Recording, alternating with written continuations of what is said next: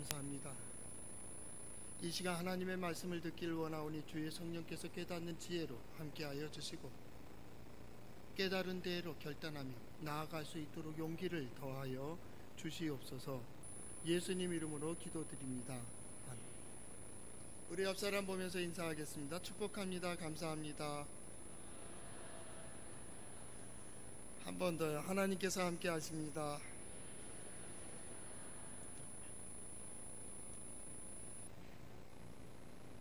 미국의 어떤 대통령이 자기가 대통령으로 이제 취임을 하고 기념으로 친구들을 백악관으로 초청을 했다고 합니다.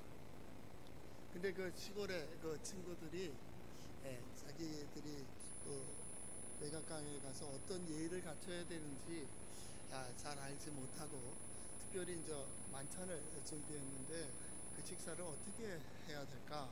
라고 생각하다가 의논하기를 무조건 우리 그 대통령이 하는 대로만 우리 흉내 내기로 하자.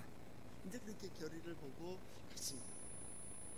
시간이 돼가지고 이제 함께 만찬 식탁에 앉아서 함께 음식을 먹는데 그 대통령이 포크를 들면 같이 들고 숲을 마시면 같이 이렇게 떠서 먹고 이렇게 잘했습니다. 고기를 썰고 그 다음에 야채를 먹고 이런 데까지는 잘 진행이 됐죠. 근데 그 다음에 또 다시 스프를 들길래 이제 다들 친구들도 스프를 들었습니다. 그랬더니 그 스프 밑에 받침, 그릇 받침에다가 스프를 조금 따르는 거예요. 그릇이 아닌데 그래도 거기다 스프를 다들 따랐습니다.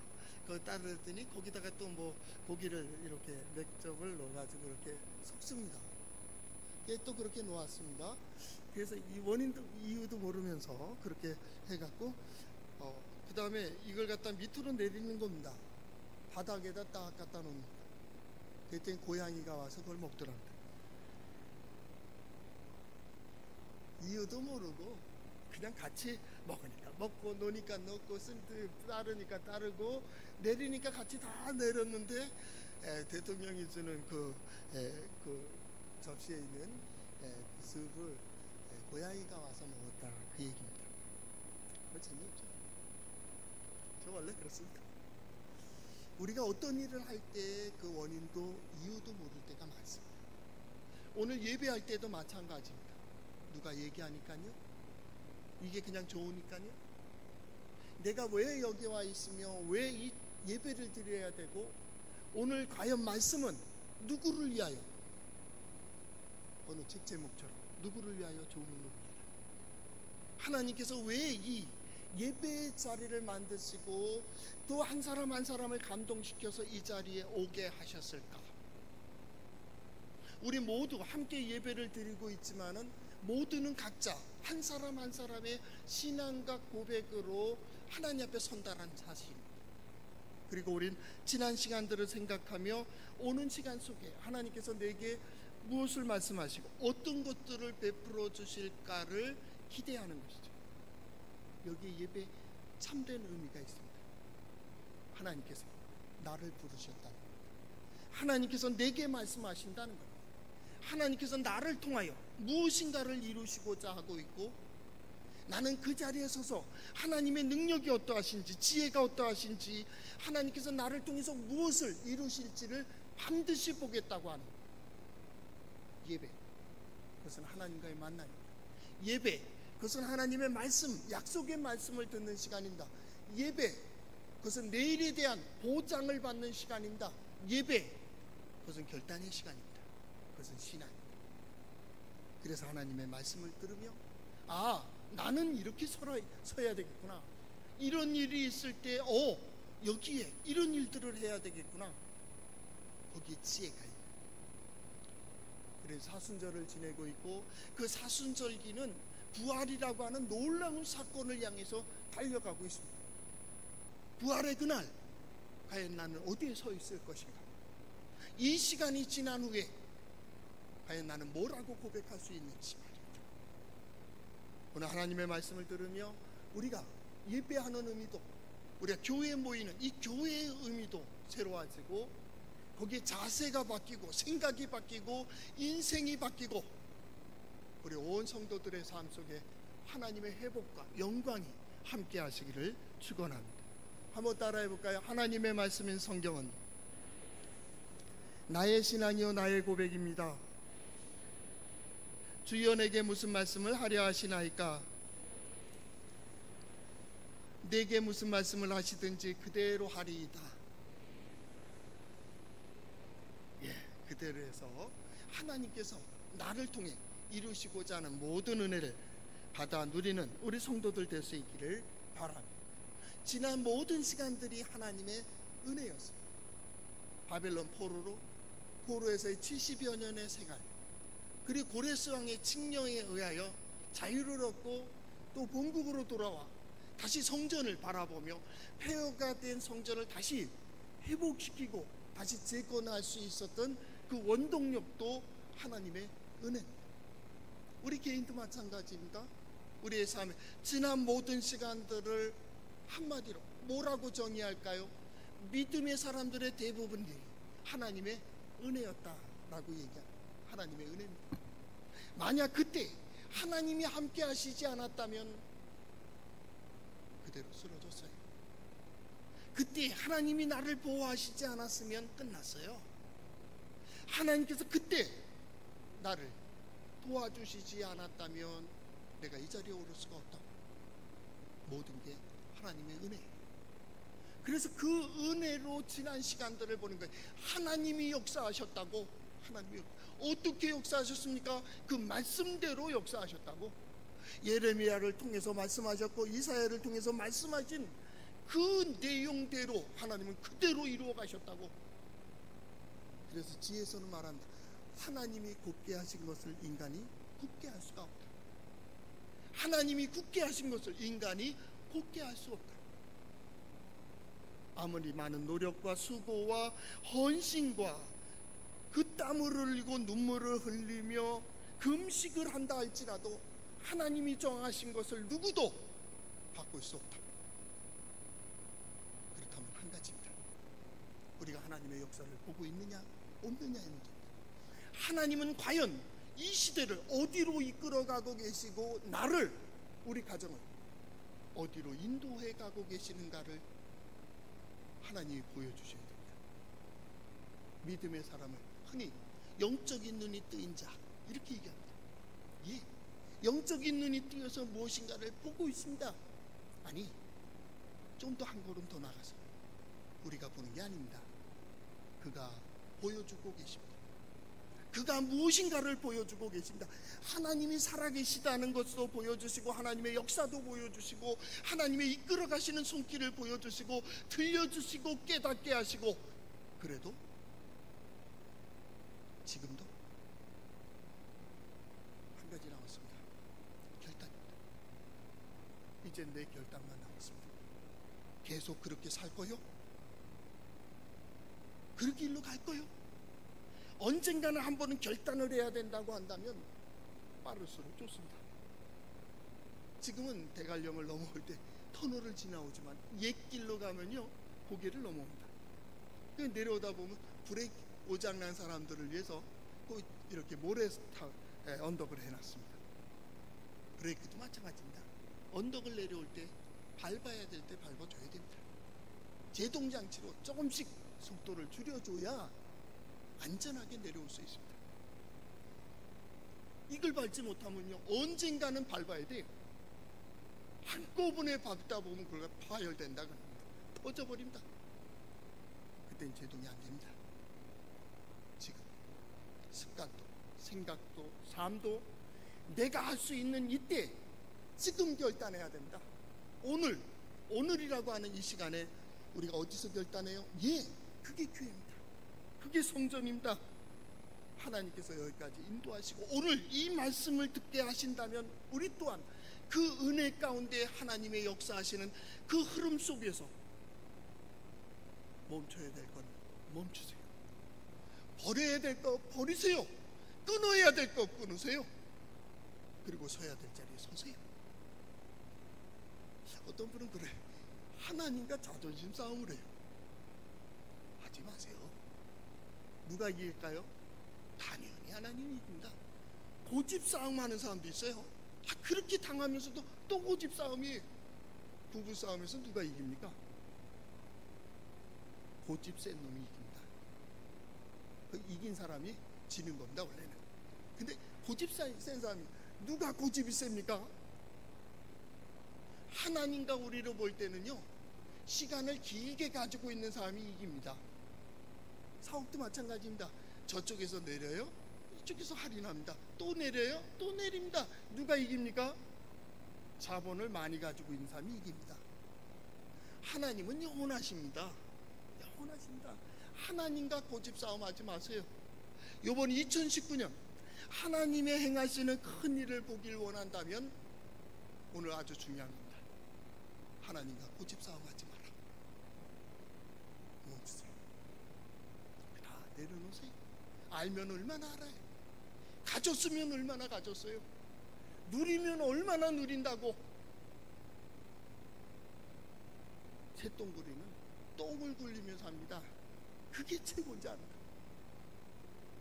하나님께서 주시고자 하는 기쁨은 최고의 기쁨입니다.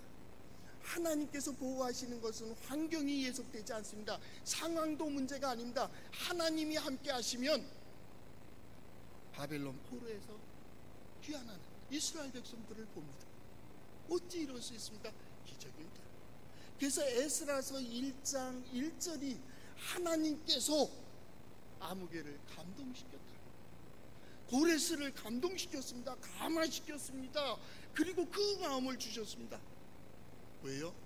하나님 말씀하셨기 때문입니다. 지금 이때에는 어떤 분이 그래요. 키워드가 없대요. 옛날 같으면 2019년 키워드, 아니면 이렇게 하면 뭐 경제, 정치 뭐 이런 게 나왔는데 지금은 없어요. 그만큼 모호한 시대입니다. 지금은요, 대원리가 이끌어가는 겁니다. 그 대원리를 우리 4차 사원업 뭐 별 얘기 다 하지만 다 쓸데없는 얘기입니다. 어차피 세상은 창조될 때부터 변화되고 있습니다. 지혜입니다. 지혜입니다. 하나님은 세상을 지혜로 만드셨습니다. 지혜로 창조하셨습니다. 이제는 하나님의 지혜가 필요합니다. 매 순간마다 내가 어디를 향할 거예요? 어떻게 선택할 거예요? 어떻게 갈 거예요? 예, 내 힘이 아닙니다. 내 능력도 아닙니다. 하나님입니다. 하나님이 역사하십니다. 예배하는 모든 시간도 우리는 소망해야 됩니다. 하나님, 내게 은혜를 베풀어 주세요. 하나님, 나를 도와주세요. 하나님, 나를 깨닫게 해주세요. 그리고 역사를 볼 수 있게 해주세요. 아니, 보여주세요. 내 인생을 볼 수 있게 하시고 우리 가정을 보게 해주시고, 그래서 다시 회복시키는 원래의 자리로 돌이키는 겁니다. 그것이 바로 오늘 성경 말씀에 나오는 그들이 신속히 형통하게 성전을 완공했다 라는 말로 되는 겁니다. 그래서 어떻게 했어요? 성전 봉헌식을 하고 유월절을 지키게 됩니다. 이게 성전 완공의 아주 중요한 역사입니다. 성전이 다시 세워졌습니다. 물론 솔로몬 성전보다는 부족하지만 다시 세워졌습니다. 완공되고 그들이 끝이 아닙니다. 이것은 새로운 시작이에요. 여러분, 이게 잘 보셔야 됩니다. 성전을 지었고 끝 아니요. 이제 시작해. 왜? 원래 있었어. 원래 성전이 있는 거예요. 여기서 예배하고, 여기서 기도하고, 여기서 하나님 만나고, 여기서 하나님의 말씀을 듣는 곳이었어요. 그걸로 끝이에요? 아니에요. 그것은 시작이었어요. 말씀을 들으며 말씀을 가진 자로 살아가는 거예요. 하나님의 약속을 들으며 그 약속이 어떻게 이루어지는가를 보는 삶을 살아가는 거예요. 예배 중에 하나님을 만나고 예배 드린 자들이 받는 은혜와 복이 뭔지를 보는 거예요. 시작, 출발. 이게 성전이에요. 성전의 의미는 그렇게 되어 있어요. 새로운 시작, 회복, 그것은 새로운 시작이에요. 건강이 회복되길 바랍니까? 회복, 그것은 새로운 시작이에요. 다시 세우시는 거예요. 어느 자리입니까? 예, 그들의 선진들입니다. 그들의 부모님, 그들의 할아버지, 할머니들이 실패했던 자리에 이렇게 어렵게 섰습니다. 성전이 재건됐습니다. 이제 끝이요? 아니, 이제 보자니까요. 너는 어떻게 할 건데? 네 조상들이 실패한 자리 다시 섰는데 너 어떻게 할 거야? 악순환이라는 말이 있습니다. 선순환이라는 말도 있습니다. 심으면요, 심은 대로 자라게 되어 있습니다. 악을 심으면 악이 나오게 되어 있습니다. 악을 심어놓고 선을 기대하지 마세요. 선을 심으면 걱정할 것도 없습니다. 아름다운 결실을 맺게 됩니다. 기도해도 안 바뀝니다. 가라지는 가라집니다. 알곡은 알곡입니다. 우리는 착각합니다. 악을 심어놓고 선이 자라기를. 아니요, 안 됩니다. 악은 악입니다. 선은 선입니다. 악은 악에게 먹힙니다. 선은 악한 날에도 하나님의 도우심을 받습니다. 이게 성경이 얘기하는 겁니다. 합리적이요? 아니요, 비합리적이에요. 논리적이요? 예, 공부 좀 하신 분들은 알 겁니다. 비논리적입니다. 어떤 분은 성경이 뭐 이거 어떠고 저쩌고 따지는데 제가 볼 때는 아니에요. 저도 모르겠어요. 제가 성서신학 전공했잖아요. 신약학 전공입니다. 저도 모르겠어요. 근데 한 가지는 알아요. 하나님은 우리가 생각하기엔 비논리적이고 비합리적인 거기서 하나님의 지혜를 보여주신다. 보여주세요. 그래서 회복시키십니다. 그래서 이루어 주십니다. 그리고 이끌어 가십니다. 자, 오늘 마찬가지입니다. 사순절을 지내고 있고 부활을 바라보고 있고 오늘 예배하는 성도들에게 하나님은 첫 번째, 내가 다시 너를 세운대. 너 어떻게 할 거야? 이게 오늘 예배 자리에 세워놓고, 야, 너 어떻게 할 건데? 앞으로 어떤 삶을 살 건데? 뭐가 두렵냐? 뭐가 그렇게 네 마음을 막고 있어? 뭐가 그렇게 탐이 높아요? 뭐가 그것이 걸림돌로 되어 있어요? 그게 하나님보다 더 강해요? 그게 하나님보다 능력이 있어요? 아니에요. 오늘 성경 말씀을 보면서 여러분 한 가지 깨닫는 게 있습니다. 하나님이 역사하셨다는 겁니다. 하나님이 모든 일들마다 역사하셨어요. 하나님께서 그 어려운 장애물 그들을 통해서 어떻게 해요? 오늘 성경 말씀 그 본문이 있는 13절 하반절에 동단들과 그 다음에 총독들이 신속히 준행했다라는 표현이 있고요. 14절 청통한지라 이렇게 되어 있고요. 16절 즐거이 하나님의 성전 봉헌식을 행하니 이렇게 되어 있어요. 그게 순서대로 그냥 쫙 진행이 돼요. 그 진행되는 것이 뭐예요? 하나님이 하셨다는 거예요. 그래서 어떻게 하셨다고요? 예, 마지막 22절 하반절 이렇게 마무리를 지었습니다. 이스라엘의 하나님이신 하나님의 성전 건축이신 하나님의 성전 건축하는 손을 힘있게 하도록 하셨습니다. 누가요? 하나님이 그렇게 하셨다고요. 하나님께서 위로하시고 다리오 왕에게 감동을 주시고 총독을 갖다가 마음을 이렇게 밀어주시고 힘을 주시고 깨닫게 하시고 결국은 그래서 어떻게 해요? 성전이 빨리 지어졌다는 겁니다. 그리고요, 성전이 지어지고 끝 아니고 시작했다 그 말. 봉헌식을 합니다. 예, 이곳에서 하나님을 만나겠습니다. 이곳에서 하나님께 예배하겠습니다. 이곳에서 하나님의 역사를 확인하겠습니다. 성전 봉헌. 집에서 예배 드려도 되죠? 예, 됩니다. 우리 하나님은 어디에나 계십니다. 어디에서 예배한들 하나님 모르시겠습니까? 그런데 우리가 교회에 왜 모였어요? 예, 여기에 신앙 고백이 있어요. 우린 여기서 시작됐어요. 여기서 하나님의 말씀을 들었고, 여기서 하나님과 만났고, 여기서 하나님께 기도하고, 여기서 하나님의 역사를 확인하고, 여기에서 하나님을 만나기로 이 성전 동해 제1장로교회를 봉헌할 때 하나님 이곳으로 하나님께 예배하는 곳이 되게 해주세요. 우리가 이 성도들이 어디에 있든 이곳을 향하여 기도하면 하늘에 계신 하나님이요, 그 기도를 들어서 하나님 응답해 주세요. 하나님 이곳에서 예배하고 기도하고 이곳에서 하나님 앞에 헌신하는 이들, 그들을 통하여 살아계신 하나님이 이 성전에 함께 하심을 보여주세요. 우리는 그 고백을 했어요. 봉헌식 별로 끝이 아니라니까요. 6월절 예배를 같이 드립니다. 6월절이 뭡니까? 우리 말하면 지금 요 기간입니다. 부활주일, 종료주일, 부활주일이죠. 예수 그리스도의 십자가와 부활, 그렇게 생각하면 딱 맞습니다. 저들의 6월절, 우리는 부활주일입니다. 저들은 애굽에서 구원받은 기쁨을 가지고 있고, 우리는 죄에서 구원받은 이제 하나님을 향할 수 있다라는 구원의 기쁨을 가지고 하나님 앞에 예배하는 거예요. 구원의 기쁨. 이제 출발이다. 새로운 출발을 하는. 오늘은 좀 더 깊이 요 한마디 하려고 해요. 성전입니다. 성전의 온전함이 어떻게 세워지느냐? 2차 성전 역시도 하나님의 은혜죠. 수룹바벨 성전이랍니다. 1차 성전은 솔로몬이 지었습니다. 그래서 솔로몬 성전 그렇게 얘기하고요. 2차 성전은 수룹바벨 성전입니다. 수룹바벨 역시도 정치인입니다. 솔로몬 정치인입니다. 정치인. 하나님께서 정치인들이 있었어요. 정치인들이. 두 번째로는 누가 있었냐면 제사장 여호수아가 그 당시에 제사장이었습니다. 수룹바벨 성전이 지어질 때에 수룹바벨을 도운 사람이 누구냐면 여호수아입니다. 출애굽의 가나안 정복의 여호수아가 아닙니다. 동명이인입니다. 여호수아가 있었습니다. 제사장입니다.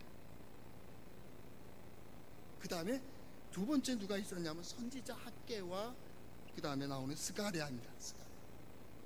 지금 셋이 성전을 세우는 거예요. 쉽게 말하면 정치입니다. 이 회중들을 이끌어가는 정치입니다. 틀입니다. 그것이 수룹바벨 성전이 됐습니다. 그거 둘이 있는데 하나는 제사장입니다. 성전은요, 하나님을 섬기는 법을 잘 아는 제사장이 중심이 됐다는 겁니다. 이곳에서 예배하고 이곳에서 기도할 때 하나님의 섬기는 법을 잘 배워야 됩니다. 교회에 오는 이유는 첫 번째 하나는 하나님 섬기는 법을 배우는 겁니다. 세상의 윤리와 도덕이 아닙니다. 세상의 지혜와 지식이 아닙니다. 그 모든 것들을 포함하고 있지만 그 모든 것을 가지고 하나님 섬기는 법을 잘 배울 수 있기를 바랍니다. 이게 경외입니다. 경외. 하나님을 경외하는 법을 배웁니다. 어떤 의미에서 보면 경외는 내가 하나님을 경외하는 것 같지만 아니, 어디에서야 경외를 할 수 있을까를 제사장을 통해서 배웁니다. 이 경외라고 하는 단어가 뭐냐면 이라라고 하는 히브리입니다. 그들이 만들 때 그렇게 만들었어요. 이라라고 하는 말은 뭐냐면 하나님의 능력을 보거나 혹은 배울 때 우리 하나님 능력이 있다. 어떻게? 죽은 자도 살리셔. 그때 느끼는 이게 경외. 안전뱅이가 일어났다니까. 소경이 눈을 떴다니까. 지난 내가 그 어려움 속에 죽음 직전에 돌아올 수 있었던 건 하나님께서 나를 회복시켜 주셨다고. 그 얘기를 듣는 순간 그때의 감동. 이게 경외. 이라. 두 번째 경외의 의미는 뭐냐면 하나님의 지혜입니다. 그때 지난 시간들을 돌아보고 지금 이 순간을 보더라도 내가 어떻게 그걸 선택했느냐고, 내가 어떻게 그 길을 갈 수 있었냐고, 아니 그 사람을 하필 그때 만났느냐고. 그래서 내가 구원받았다니까. 그래서 내가 예배하는 자리가 됐다니까. 오늘 이 자리에 올라올 수 있었고 내가 믿음의 사람 된 거 하나님께서 지혜로 오묘하게 그 어려운 가운데, 그 힘든 일 가운데, 그 일 가운데서 역사하셨다고. 그 얘기를 듣거나 경험할 때의 마음, 이게 경외. 근데 하나님을 섬기는 법을 잘 아는 제사장은 그 자리를 알아요. 지금은 기도해야 될 때, 지금은 예배해야 될 때, 지금은 하나님께 이렇게 서야 될 때, 하나님을 섬기는 법이란 즉 하나님의 능력과 지혜를 경험할 수 있는 자리에 서는 거예요. 하늘을 두려워하는 겁니다. 하나님을 인정하는 겁니다. 그 다음에 선지자가 또 왔습니다. 성전이 중간에 멈춰지게 돼. 16년 동안 멈춰지게 됐죠, 성전 공사가. 그럴 때 이 학계 스가랴라고 하는 선지자가 일어나서 지금 멈추면 안 된다는 거예요. 다시 시작하라. 그리고 선지자가 계속 들려줍니다. 하나님의 뜻은 이것이며 하나님은 이렇게 역사하시고 지금 이때를 위하여 우리가 서 있다는 거예요. 제사장은요, 하나님 앞에 서야 되는 자리를 알고 서는 사람들입니다. 섬기는 법을 합니다. 선지자는 아닙니다. 선지자는 하나님의 뜻을 합니다. 하나님 역사하시는 방향을 합니다. 어디에 서야 되며 무엇을 해야 될지를 선지자가 보고 있습니다. 하나님께서 선지자의 눈을 열어서 보게 하십니다. 지금 시대가 어디로 흘러가고 있으며 하나님은 어디로 역사하실지, 하나님의 진노가 임할지, 하나님의 복이 임할지, 하나님의 심판이 임할지, 하나님께서 어떻게 역사하시는지를 선지자가 봐요. 선지자. 그래서 어떻게 합니까? 그 방향을 제시합니다. 회중들에게로 나가서 너희는 이렇게 행하라고, 너희는 지금 이것을 해야 될 때라고, 너희는 이쪽 방향으로 나가라고. 누가요? 예, 선지자가 외치는 겁니다. 선지자. 그래서 성전 공사가 되는 모든 과정 속에요, 선지자들이 도왔다 그래요. 선지자들이 어떻게 돕습니까? 힘이 있습니까? 능력이 있습니까? 기술이 있습니까? 아니요. 지금 무엇을 해야 되며 지금 어디에 서야 될지를 선지자가 알아요. 하나님께서 선지자를 통해서 또한 보십니다.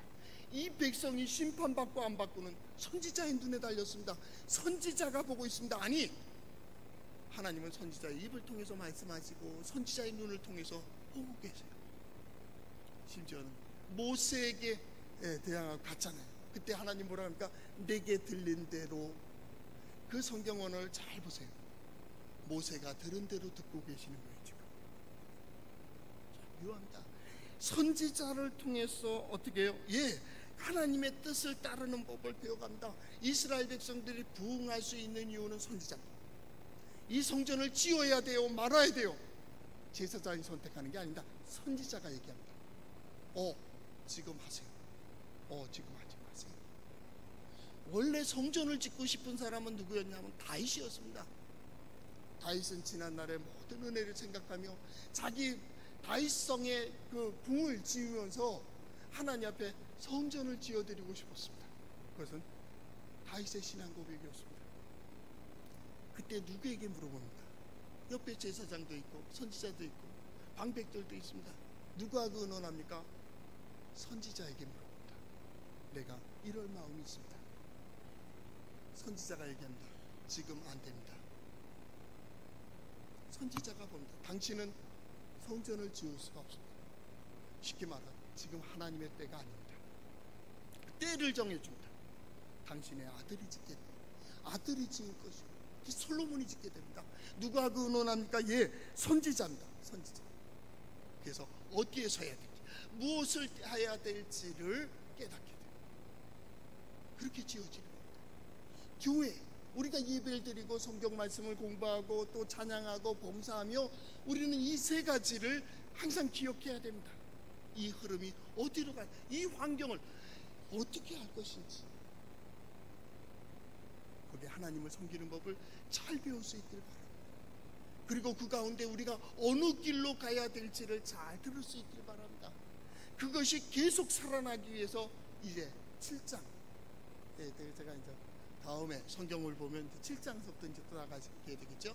에스라가 여기에 등장합니다. 에스라는 제사장입니다. 제사장 가문에서 태어났고 이방 땅에 있었기 때문에 율법학자입니다. 하나님께서 어쩌면 이렇게 오묘하게 에스라를 준비해 놓으셨는지, 와서 하나님을 섬기는 법을 잘 압니다. 또한 하나님의 뜻, 말씀을 증거합니다. 말씀은 스스로 역사하십니다. 그 말씀 속에서 살아납니다. 부흥하고 살아나고 하나님의 역사가 초대하는 데는 선지자가 필요합니다. 예, 말씀입니다. 말씀이 살아야 생명이 삽니다. 말씀이 선포돼야 거기에 하나님의 역사와 기적이 있습니다. 우리가 4, 5년 전에 하나님의 뜻에 대해서 말씀을 나누면서 그런 얘기했습니다. 하나님의 기적이 나타난 때는 몇 가지 조건들이 있더라. 그 중에 공통적인 뜻은, 첫째는 하나님의 때는 모든 순간에 놓여져 있다. 하나님의 때가 아직 아니라고요? 그런 소리 하지 마세요. 어떤 분이 기도해서 40일 금식 기도를 했는데요, 그것 때문에도 안 됐다. 그래서 상담을 한 적이 있었습니다. 병원사에. 그랬더니 누군가가 얘기하기에 아직 하나님의 때가 안 돼서, 결혼도 안 했는데 애 낳겠다면 그건 하나님의 때가 아니지, 그런 얘기하는데, 그건 얘기하는 게 아닙니다. 하나님의 때가 안 돼서. 그래서 제가 그땐 젊었잖아요. 30대 초. 그대로 뱉어내는 거죠. 어떤 사람이 하나님의 때를 얘기하느냐고. 하나님의 때는 언제나 열려져 있어요. 하나님은 산자의 그 땅에 있으며 하나님은 언제나 우리를 향하여 언제나 때를 준비하고 계시다고. 두 번째, 그가 서야 될 자리에 서는 겁니다. 하나님의 기적을 보기 위하여 서야 될 자리에 서야 된다. 해야 될 일을 해야 된다. 하나님께서 정하신 생명의 울타리 안에 구원이 있습니다. 그렇기 때문에 그 길을 가야 된다. 또 한 가지 중요한 게 있습니다. 하나님의 때에, 하나님의 역사에는 반드시 누군가의 선포가 있습니다. 대부분 선지자들이 한다. 예수 그리스도 마찬가지입니다. 우리 주님도 그때 선포를 하십니다. 그 일마다 때마다 역사하신 이유가 뭐예요? 선지자가 선포합니다. 그때마다 하나님의 기적이 나타났습니다. 하나님의 이적도 나타났습니다. 이들이 함께 성전을 지으며 또 새로운 출발을 해나가는 협력. 우리 다 그렇게 가는 겁니다. 하나님의 때입니다. 저는 목회를 하며 또 신학을 연구하며 제일 부러운 사람이 누구냐면 종교교육자 루터입니다. 오름스라고 하는 곳에 가면 루터의 동상이 이렇게 있어요. 그 루터의 동상 옆에는 한 8, 9명의 동상이 쭉 둘러서 있습니다. 저도 그 사진을 갖다 찍어놓고 그 다음에 가끔 이렇게 인쇄해가지고 이렇게 볼 때가 있는데, 그 옆에 이 앞에 이렇게 앉아있는 사람들이 있는데, 그게 훅스, 그 위클리프, 그 다음에 발두스라고 하는 사보나롤라, 이분도 이런 분들인데, 루터 시대 사람이 아니고 이미 100년 전 사람들입니다. 그 사람들이 선구자입니다. 미리 준비를 다 해놨어요. 역사를.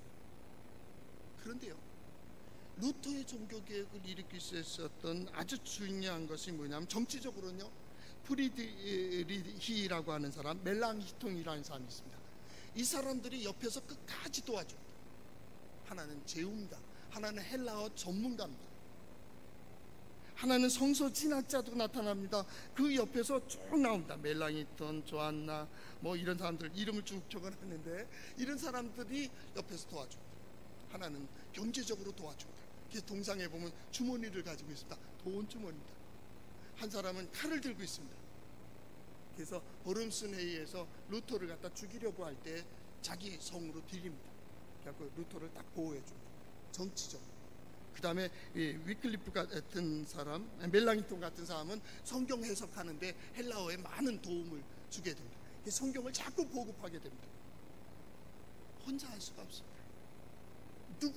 누구는 경제적으로, 누구는 정치적으로, 누구는 구약신학, 어떤 사람은 신약을 이렇게 번역을 하며 함께 협력하는 사람들이 있어요. 신학 마찬가지, 신앙생활도 마찬가지고 혼자 힘들어요. 함께 더불어 갑니다. 어디에서요? 성전에서 간다. 성전에서. 이 봉헌을 하며 그런 생각을 했다. 저는 오늘 성경 말씀을 보는 우리 성도들이 새롭게, 오늘 이 말씀은 하나님께서 오늘 예배 자리에 세우시며 나에게 이전에 실패했던 우리를 다시 기회를 주시는 기회라, 이렇게 생각할 수 있기를 바랍니다. 새로운 기회. 실패의 자리에 있었습니까? 오늘 예배를 통하여 하나님께서 다시 세우신다. 다시 세우신다. 이전에 어려운 일이 있었습니까? 요번 사순절이 그 어려움을 다 잊고 부활의 아침, 우리의 삶이, 내 몸이, 내 삶이, 우리 가정이 회복되고, 회복은 또 뭐예요? 새로운 출발로 나아가는 말입니다. 그런 우리 성도들 될 수 있기를 바랍니다. 기도하겠습니다. 사랑의 주님, 새로운 역사